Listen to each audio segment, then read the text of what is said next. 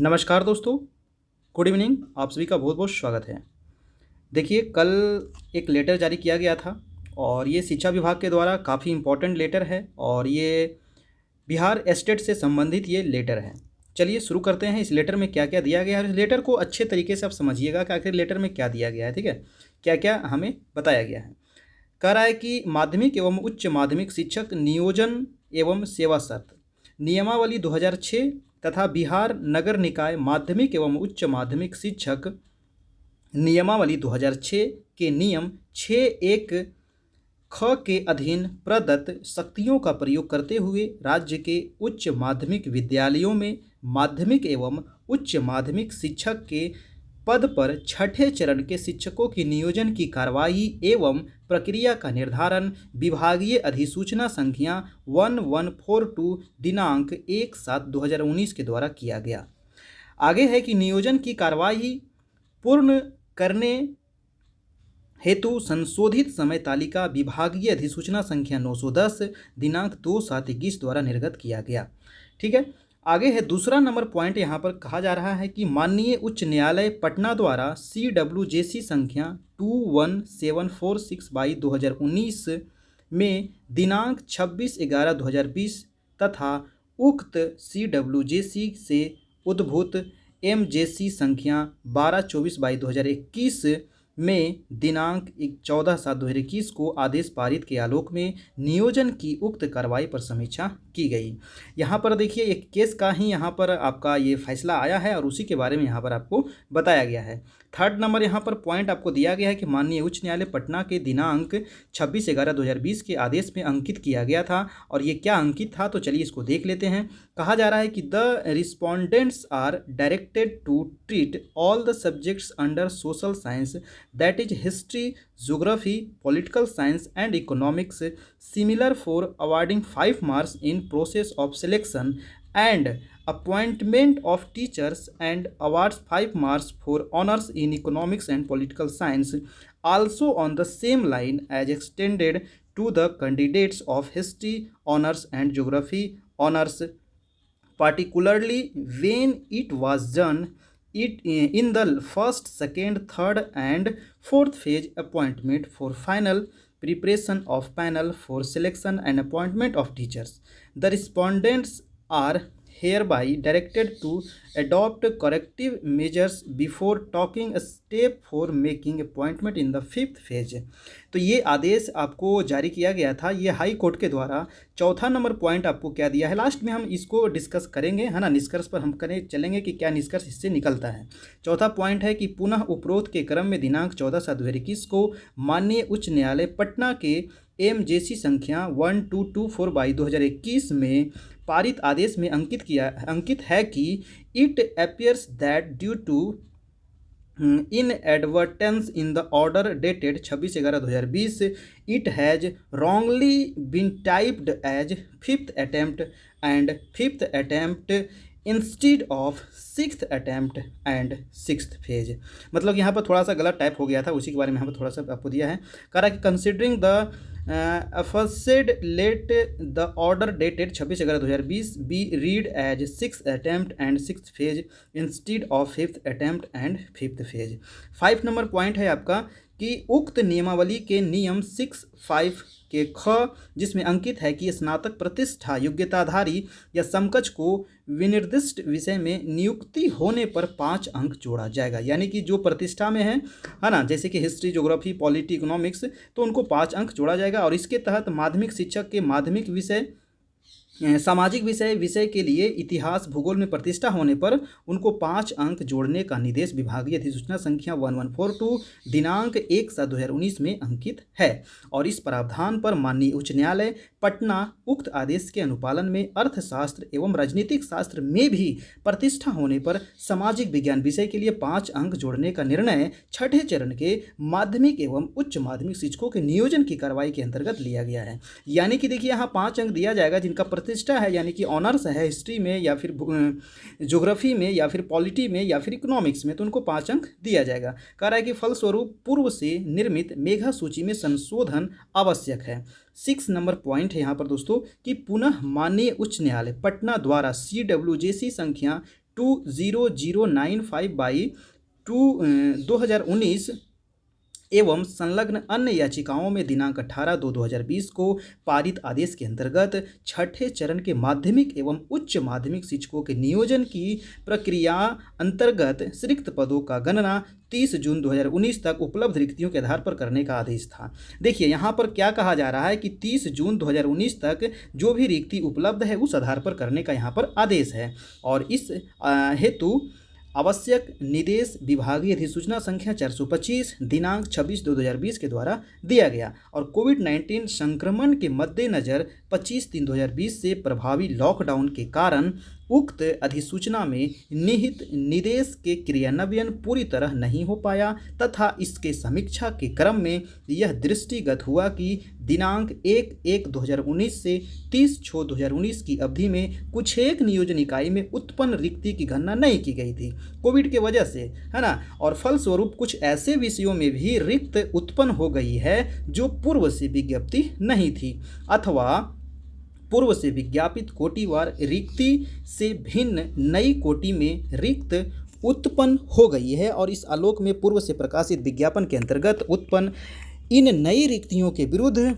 अर्हताधारी अभ्यर्थियों को आवेदन समर्पित करने हेतु एक अवसर दिए जाने की बाध्यता है और जहां पर नया जो रिक्ति अभी आया है वहां पर फिर से आवेदन करने के लिए यहाँ पर मतलब कि एक अवसर दिया गया है, हाँ ठीक है। तो यहाँ पर फिर से यहाँ पर फॉर्म भराने का अवसर दिया गया है। 7 नंबर पॉइंट कहा रहा है कि इस क्रम में छठे चरण के माध्यमिक एवं उच्च माध्यमिक शिक्षण के नियोजन की उक्त प्रक्रिया अंतर्गत विभागीय अधिसूचना संख्या 1142 दिनांक 1/7/2019 में आवेदन देने की अंतिम तिथि जो है 26/9/2019 निर्धारित थी, है ना। पहले जो आपका फॉर्म भराया था वो 2019 तक आपका 26/9/2019 तक निर्धारित था। अतः पूर्व निर्धारित एस्टेट 2011 उत्तीर्ण अभ्यर्थी जिनके द्वारा दिनांक 26/9/2019 तक नियुक्ति संबंधी सभी अर्हता धारित करते हो वे ही आवेदन देने हेतु पात्र होंगे, ठीक है, वही आवेदन दे सकते हैं। साथ ही एस्टेट 2011 उत्तीर्ण अप्रशिक्षित अभ्यर्थी जो बीएड सत्र 16-18 तक में नामांकित और उत्तीर्ण हो तथा दिनांक 26/9/2019 तक परीक्षा फल प्रकाशित हो ही नियुक्ति हेतु आवेदन समर्पित कर सकते हैं। यानी कि जो 2011 में उत्तीर्ण थे लेकिन बीएड नहीं था, 16-18 में अगर वो बीएड कर रहे थे और 26/9 तक अगर उनका रिजल्ट आ गया था तो वो भी अब फॉर्म डाल सकते हैं, ठीक है, समझ गए। अगर कुछ समझ में नहीं आया तो आप कमेंट कीजिएगा, समझा दिया जाएगा। अगला पॉइंट देखिए, यहाँ पर कहा जा रहा है कि नियोजन प्रक्रिया अंतर्गत जिन अभ्यर्थियों के द्वारा पूर्व में नियुक्ति हेतु आवेदन समर्पित किया गया है उन्हें फिर से आवेदन करने की आवश्यकता नहीं होगी। यानी कि जहां पर जितना रिक्ति था अगर वहां पर आप फॉर्म डाल दिए हैं तो दोबारा से आपको फॉर्म डालने की ज़रूरत नहीं है। जहां पे रिक्ति निकलेगा वहां पर आप फॉर्म डाल सकते हैं, ठीक है। 8वां पॉइंट यहां पर बोला जा रहा है कि माननीय उच्च न्यायालय पटना के उक्त न्यायादेश के अनुपालन में विभागीय अधिसूचना संख्या 910 दिनांक 2/7/2021 द्वारा निर्गत नियोजन संबंधित गतिविधि को तत्काल प्रभाव से स्थगित करते हुए विभागीय अधिसूचना संख्या 1142 दिनांक 1/7/2019 द्वारा प्रारंभ किए गए छठे चरण के माध्यमिक एवं उच्च माध्यमिक शिक्षण के नियोजन की प्रक्रिया को निम्न रूपेण निर्धारित किया जाता है। जी हाँ, यानी कि नीचे देखिए आपका यहाँ पर पूरा डेट दिया गया है कि किस तिथि को क्या क्या प्रक्रिया किया जाएगा। जी हाँ, यहाँ पर देखिए काफ़ी लंबा लिस्ट है दोस्तों, है ना। पहला जो है आपका नियोजन संबंधित गतिविधि और वो गतिविधि कब किया जाएगा। तो पहला पॉइंट है कि जिला द्वारा नियोजन इकाई वार दिनांक 30/6/2019 तक, ये डेट आप याद रखिएगा, उपलब्ध रिक्त पदों एवं आवश्यक अतिरिक्त पदों की गणना की जाएगी 2/8/2021 तक।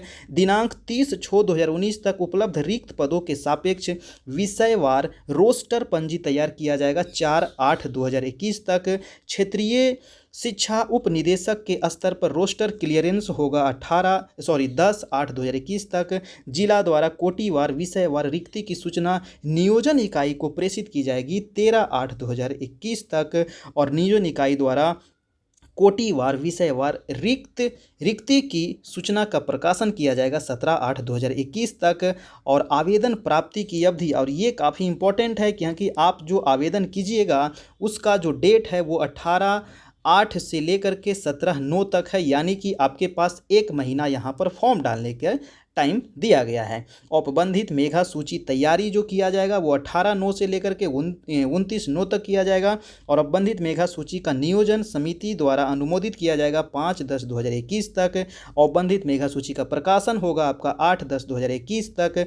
औपबंधित मेधा सूची की आपत्ति ली जाएगी आपको 11/10/2021 से 3/11/2021 तक और आपत्ति का निराकरण किया जाएगा आपको 19/11/2021 तक और आपत्तियों का निराकरण का फिर से जो मेधा सूची का प्रकाशन होगा वो 22/11/2021 तक। 13 नंबर पॉइंट है कि नगर निगम के लिए मेधा सूची में सम्मिलित सभी अभ्यर्थियों के मूल प्रमाण पत्र का मिलान किया जाएगा 25/11/2021 तक। और 14 नंबर पॉइंट है आपका कि जिला स्तर पर कैंप करके नगर परिषद के लिए मेधा सूची में सम्मिलित सभी अभ्यर्थियों के मूल प्रमाण पत्र का मिलान किया जाएगा 26/11/2021 तक। 15 नंबर पॉइंट है कि जिला स्तर पर कैंप करके नगर पंचायत के लिए मेधा सूची में सम्मिलित सभी अभ्यर्थियों के मूल प्रमाण पत्र का मिलान और जांच किया जाएगा आपको 27/11/2021 तक। यानी कि आप पहुंच गए नवंबर लास्ट, ठीक है, और अभी भी यहाँ पर बाकी है। अभी देखिए 16 नंबर पॉइंट क्या दिया गया है कि जिला परिषद के लिए मेधा सूची में सम्मिलित सभी अभ्यर्थियों के मूल प्रमाण पत्र का मिलान किया जाएगा 29/11 तक। 17 नंबर पॉइंट है कि उपस्थित अभ्यर्थियों के मूल प्रमाण पत्र के मिलान जांच के आधार पर तैयार अंतिम मेधा सूची का जिला परिषद या शहरी निकाय के द्वारा अनुमोदन किया जाएगा आपको 2/12/2021 तक। 18 नंबर पॉइंट है कि नियोजन इकाई द्वारा अंतिम मेधा सूची का सार्वजनिकरण जो किया जाएगा वो 6/12/2021 तक। और 19 नंबर पॉइंट है कि अनुमोदित मेधा सूची एवं रोस्टर बिंदु के आधार पर चयनित अभ्यर्थियों की सूची तथा विद्यालयवार एवं विषयवार रिक्ति का जिला के एनआईसी के वेबसाइट पर जो प्रकाशन होगा वो 10/12/2021 तक। यानी कि 10 दिसंबर आप यहाँ पर पहुँच गए और अभी भी यहाँ पर नियुक्ति पत्र आपको नहीं मिला है, यानी कि नियुक्ति पत्र के लिए अलग से डेट आपको जारी किया जाएगा। 9वां नंबर पॉइंट आप यहाँ पर देख लीजिए, कहा जा रहा है कि नियोजन संबंधी उक्त गतिविधि पूर्ण होने के उपरांत जिला स्तर पर नियोजन इकाई द्वारा काउंसिलिंग के माध्यम से नियुक्ति पत्र वितरण हेतु तिथि जो निर्धारण अलग से किया जाएगा। यानी कि 10 दिसंबर के बाद आपका जो नियुक्ति पत्र वितरण का है वो आपको किया जाएगा। 10वां नंबर पॉइंट है कि उपयुक्त अधिसूचनाओं के अंतर्गत नियोजन की कार्रवाई से संबंधित निर्गत अन्य निर्देश उक्त हद तक संशोधित समझे जाएंगे, शेष यथावत रहेगा और उक्त पर माननीय मंत्री शिक्षा विभाग का अनुमोदन प्राप्त है। तो ये देखिए काफ़ी यहाँ पर डिटेल से सभी चीज़ दिया गया है। छठे चरण की यहाँ पर बहाली के लिए फिर से यहाँ पर फॉर्म डलाएगा। यहाँ पर देखिए सभी का सिग्नेचर है ना, राज्यपाल के आदेश से ये सभी चीज़ लागू हो रहा है और यहाँ पर देखिए सारे डेट आपको यहाँ पर दिए गए हैं और इसी अनुसार से सारी प्रक्रिया यहाँ पर किया जाएगा। यानी कि जहाँ नया जो फॉर्म नया जो आपका फिर से जो रिक्ति आया है वहाँ पर फॉर्म डालने के लिए यहाँ पर देखिए डेट दे दिया गया है। तो इस डेट को आप याद रखिएगा, यानी कि 18/8 से लेकर के 17/9/2021 तक। ये काफ़ी इम्पॉर्टेंट डेट है। चलिए दोस्तों, तो ये काफ़ी इम्पॉर्टेंट था, आपका छठे चरण की ये बहाली से संबंधित है। और देखिए ये एक चीज़ आप सोच लीजिए कि आपका जो छठा चरण की जो बहाली है ये पूरा 2021 ख़त्म है ना, पूरा 2021 ले लिया आपका ये, ठीक है। अब 7वें चरण की जो बहाली होगी, बोला गया है कि छठे होने के बाद आपको 7वें चरण की बहाली होगी, तो यानी कि 2022 आप पहुंच जाइएगा। अब 2022 में आपको 7वें चरण की बहाली प्रक्रिया हो सकती है इस नियम के अनुसार, ठीक है। अगर 2022 में अब कब होगी ये आपको आगे अपडेट किया जाएगा।